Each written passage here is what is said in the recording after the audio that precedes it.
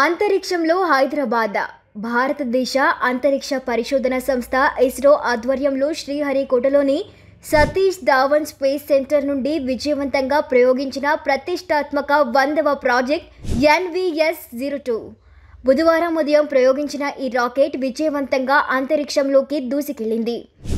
NVS సిరీస్లో ఈ ప్రయోగం రెండోది కాగా మరో మూడింటిని సిద్ధం చేస్తున్నారు. ఇస్రో చేపట్టిన ఈ ప్రాజెక్టులో నగరంలోని Nagasai precision engineers private limited కంపెనీలో తయారు చేసిన ఉత్పత్తులను వినియోగించడం విశేషం.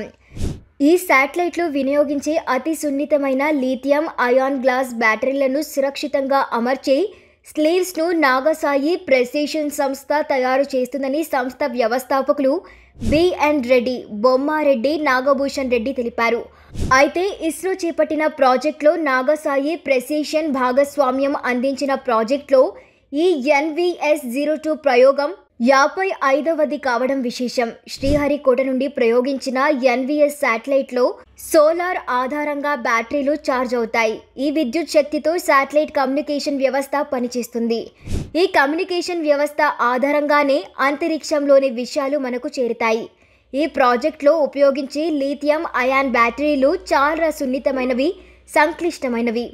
వేగంగా దూసుకెళ్లే రాకెట్ వైబ్రేషన్లు సైతం సమన్వయపరుస్తూ బ్యాటరీలను సురక్షితంగా స్థిరంగా అమర్చడం క్లిష్టమైన వ్యవహారం.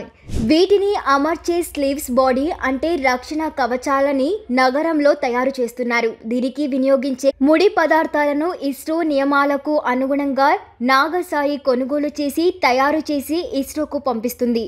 వీటిని బెంగళూరు వేదికగా ధూళి సైతం చేరని ప్రత్యేక పరిశోధనా కేంద్రం అంటే బ్యాటరీ డివిజన్లో బిగించి అక్కడ నుండి శ్రీహరికోటకు పంపిస్తారు. ప్రయోగానికి ముందు శాటిలైట్లోని అన్ని భాగాలను 2 సార్లు తనిఖీ చేస్తే ఈ స్లీవ్ను మాత్రం 3 సార్లు అంటే NDP మైక్రో టెస్టింగ్ తనిఖీ చేస్తారు.